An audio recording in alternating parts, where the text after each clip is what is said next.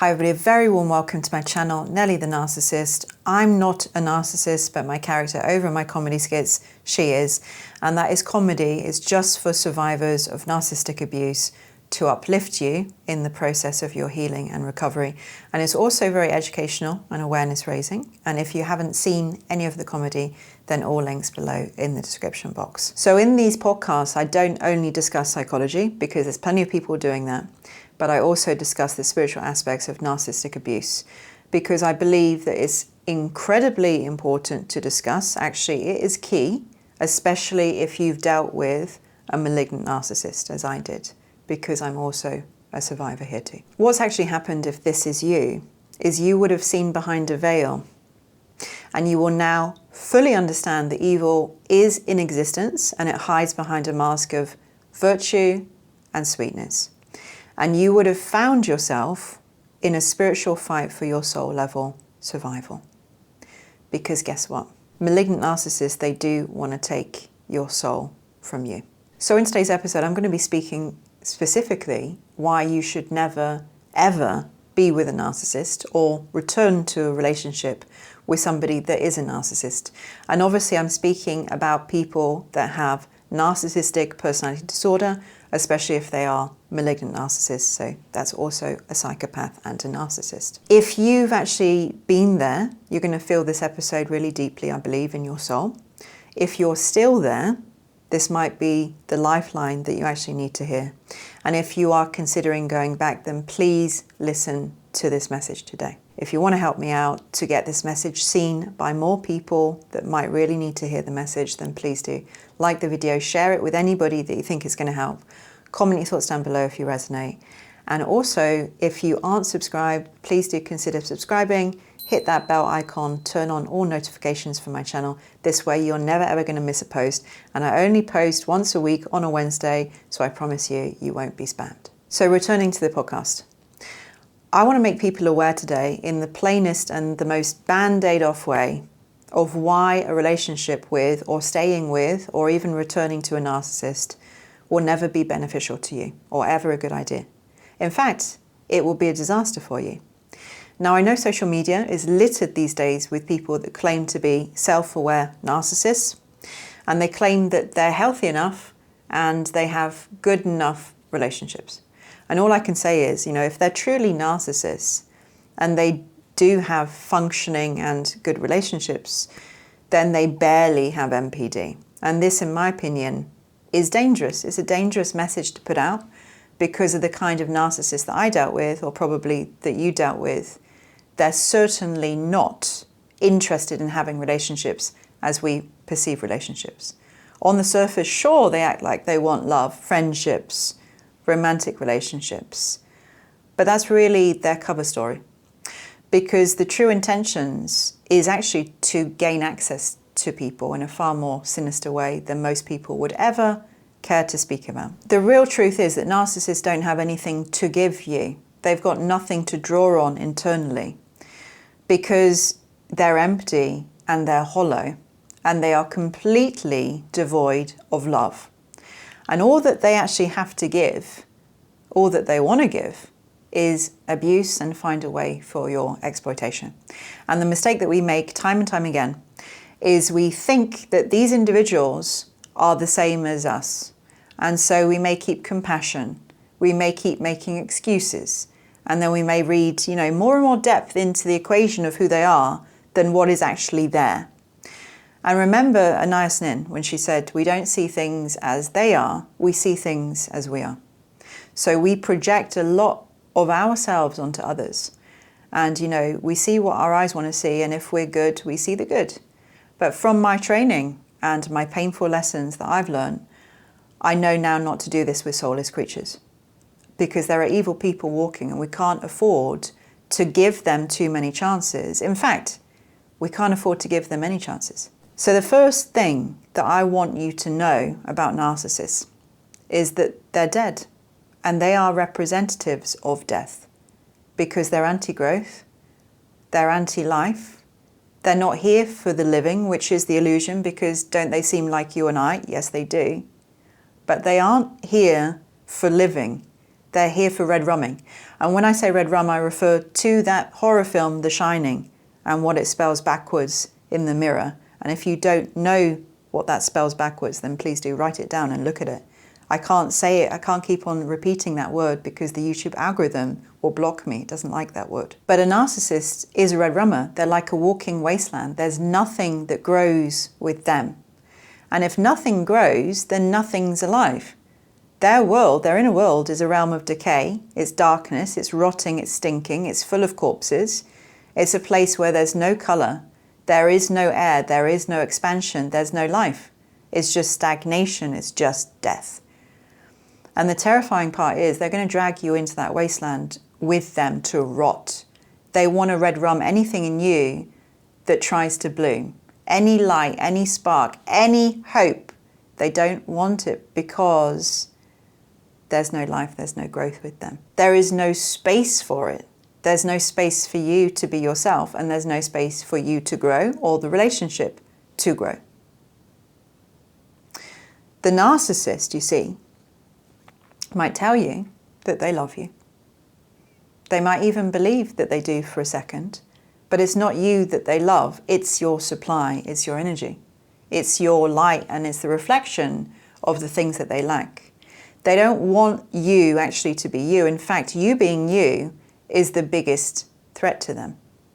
So to belong in their world, you have to die. Not physically, but sometimes, yes, that happens. But emotionally, mentally, and spiritually, they're going to suppress you. They're going to punish you for any joy. They're going to crush your expression, and they're going to poison your soul. They don't actually want your freedom of you being you, of your expression. They suppress you because their drive, like I say, is to red rum. And I know it's an alien concept for all of you that have love inside of you because, haven't we been taught at an early age to believe that everybody is exactly the same, that everybody has this love inside of them? And, if they've been traumatized and they act kind of evil, then they still have this love inside of them, but, it just hasn't come out and it needs to be brought out of them. That's what most of us basically believed until we met a malignant narcissist. And if you met a malignant narcissist, you would have come scarily close to the complete annihilation of who you are. Because, we had the misguided belief, we were taught, oh, they're just hurt people behaving a certain way, but they're redeemable, they're salvageable, and they're understandable. I want to introduce you to the work of Erich Fromm. I have in a previous podcast, I want to return to him because he was a psychologist and he was also a social philosopher. And he totally was not afraid to confront the more disturbing aspects of human nature that many people will not dare to venture. And in his book, he did The Anatomy of Human Destructiveness. He actually described something that he called necrophilia. And it's not, in a sexual sense but this was a psychological orientation towards a deep attraction to death and control and destruction. And this mindset and drive is in stark contrast to biophilia, which is the love of life and growth. Malignant narcissists, they embody basically this necrophilious drive because they're obsessed with power, domination, reducing others to objects that they can manipulate and or destroy. They don't want to foster life or connection. They seek to break it, and they feed off of humiliation and control and basically emotional decay. And Fromm saw this very accurately as one of the most dangerous human tendencies. And it really is, when the will to dominate others actually replaces the capacity to love others. And I don't know if you've noticed that narcissists, they despise anything particularly positive in you. They despise the fact that they probably chose you in the first place for your positivity, for your glow, and for the light that they saw within you. They were drawn to your brightness and your color. But I'm going to give you a visual image of a narcissistically abusive relationship. Imagine it's just like purchasing a beautiful bird of paradise. I believe they're very, very expensive. And they stuff them into a small cage. They don't give them any chance to fly again. They can't spread their wings. And the bird is completely crushed and suppressed. And then the narcissist goes a step further because they take them away from the window so they don't get any light, they don't get any fresh air, and they find the darkest, dampest, dankest closet. They stuff it in the corner, away from everything. They never ever bring it out for the light of day, ever again. All the colour disappears from the bird. It becomes malnourished because the narcissist stops feeding it, stops giving it water. It becomes neurotic to the point that it begins to tear out its own feathers. And that's exactly what narcissists do to us. And this is the message that I really need to get out. I don't want to give the message to anybody that these relationships are at all healthy or functional, because they are not. The narcissist has a necrophilic drive. They do not have love. They are not pro-growth. They are not pro-life. They are all for death and decay and destruction. In any relationship, there has to be growth. If there is no growth, there's no space or opportunity for growth for you to be yourself. But you're set up to be suppressed and dominated and even destroyed. So how can that be a relationship? It's not healthy or safe, basically, to maintain relationships with people who have necrophilic personalities and drives, especially not intimate or trusting or vulnerable. It's very, very dangerous. And Fromm described necrophilic personalities basically as people who are deeply drawn to controlling others, and they're drawn to the mechanical over the organic. These are individuals that are basically obsessed with power and domination. And they fear life, they fear spontaneity, and they don't like openness. And they devalue and degrade others rather than build a connection. That's sick. That's a sick person. And you see, in a relationship, this basically means, it means that emotional, psychological abuse is definitely going to be present. There's always going to be gaslighting and control. There's always going to be coldness and cruelty and manipulation. And the narcissist has a deep aversion to vulnerability and intimacy. It's impossible. They hate it. They despise it. They don't want to touch it. So Fromm, he considered malignant narcissists as a prime example, obviously, as a necrophilic character, because these are born to use others, and they hate being out of control. And sure, they might appear to be, charming, but they're totally disconnected from life-affirming values and empathy. And trying to maintain a relationship or even fix a relationship with somebody like this isn't just going to be exhausting, it can be very dangerous. They don't want to change. They really don't want to change. And they see your compassion as your weakness. You as a human being, you were born for freedom, but they will not allow that. They're going to confine you. You were born for light, but they're going to trap you in darkness. And over time, what will happen? You're going to lose yourself. And narcissists are actually spirit crushers. They're repressors. They don't just want control. They want your spiritual red rum. They want to cut you off from your light and your joy and your higher self. From God, basically, from source, from love. Because your positive emotions and your joy and your hope and your love, they're not just feelings, you see. They are sacred.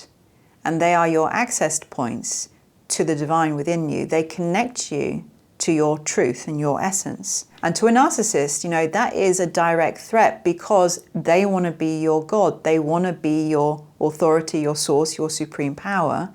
They want to replace your connection to the divine with them. So if you ever wondered, why does the narcissist seem so angry when I'm happy? Why do they punish me so much for this? Why do they resent my peace or my love or my joy? And this is because your joy and your positive emotions are the key to your freedom. Your positive emotions are your access points to your freedom. That's why they're trying to destroy it. That's why they need to red rum it. They will punish you for feeling anything positive, not only because they're jealous, but because they need control over you. They are deeply threatened by your positive emotions, by positive energy. Why is that? Because that energy, those emotions, they give you access to God, to your connection to the higher power that's within you. to the power basically of the universe, of life itself. They don't have this access because they are life crushers, they're life destroyers. They work only through negativity. So you see, your connection to positivity, which is your divine truth, is a huge threat to them because it is your ticket to your freedom. Play that again, over and over, because I need this to sink into your consciousness. Your positivity is the ticket to your freedom. Accessing love, joy, and peace, and anything positive isn't permitted inside narcissistic environments because those emotions, they're too connected to life, which means it's too connected to the divine power, to God. Narcissists, they want to be God. They want to play God. They want to be, like I said, the supreme power of your life. This is totally Luciferian energy. Lucifer was kicked out of heaven. Why? Because Lucifer was jealous and envious of God and arrogantly wanted to be the supreme power. Narcissists are no different. In fact, malignant narcissists are exactly the same. It's the same energy. What they desire is to steal all connection that you have to your own divinity. Because that is ultimately, you see, your power. And so your connection to you and your soul and your spirit, to your truth, to the connection to love and this divine spiritual source that you may or may not be aware of, but it is basically opposing the narcissist. It's the enemy, how the narcissist sees it, which is why it needs to be crushed, because it has the power to wake you up and it has the power to get you out. And it has the power to set you free, which is why the narcissist absolutely needs to red rum it. This spiritual part of you, you know, your power, your own authority, your free will, the narcissist takes it away, suppresses it, crushes it, holds it captive, just like that bird in a cage that's a prisoner in the dark, kept in the dark closet, will always be a prisoner in the narcissistic relationship. You will always be a slave to them. You will always be forced to submit that will to their authority. You are too much of a threat to a narcissist as a free person. That's why they're going to put you in chains. And you're never going to see those chains because they're invisible, but I can guarantee you will feel the weight of those chains because they're heavy. They're heavy and they choke us. And love is life. Love is growth. Love is colorful. Love is truth. Love is freedom. And all of the above is why love never fits into the landscape of a narcissistic relationship, because love doesn't come into the equation of a narcissist. Love is divine and love is God. And love is what narcissists despise because they're anti-God. Narcissists embody the absolute opposite of love. They may mimic it, they may perform it, they may say exactly, the right words and cry the right tears, but love requires truth and authenticity. It requires humility. It requires connection and responsibility. And they don't have any skills for this. And if they really, really wanted love, they would do the work, they would face their wounds. They would seek healing and they would be sincere in their apologies. They change. They try to change, but they don't. Because they want power. They don't want connection. They don't want love. Love's completely meaningless to them. In fact, it's much more than meaningless. They despise it, like I say. Because love represents all of the truth of the divine. It has a godly signature. It's the essence of the light. And narcissists will dwell in darkness. They will never step into the light. They can't. And therefore, the feeling of love's disgusting to them. It's love which they wish to red rum. It's your spiritual energy and connection. It is your soul. There is a song that I want to mention. It's called Joy by Lucinda Williams. I don't know if you've heard of Lucinda Williams. In this song, she sings, "I don't want you anymore because you took my joy. You took my joy, I want it back." And she keeps on singing, "You took my joy, I want it back." And I'm going to link that song down below because I think that it carries that strong, powerful energy that speaks to a lot of survivors of narcissistic abuse. It's this kind of rising energy and that moment when there's something inside of you that just refuses to tolerate abuse. When you say no, I want my joy back. I want my positive emotions back. I want to feel myself again because joy is a huge part of your healing and recovery journey. It's by no coincidence that I started, my channel with making comedy skits. Reclaiming those positive emotions is reclaiming our sense of self and our access to positive energy, and ultimately it reconnects us to the connection of our divine oneness. So I hope that this video has basically made it very clear and simple of why relationships with narcissists should not be continued, and it's best to never ever return to a narcissist. Please remember and take heed of these words, particularly if the narcissist is malignant. They are so dangerous. So I hope that this video has been helpful. If it has, and if it resonates, and if you'd like to drop me a comment below, then please do. Feel free. Also, like the video, as I said, and share it with anybody that you think it might help. But for now, thank you all so much for watching. Take care, sending love as always, and I'll see you again next Wednesday at exactly the same time.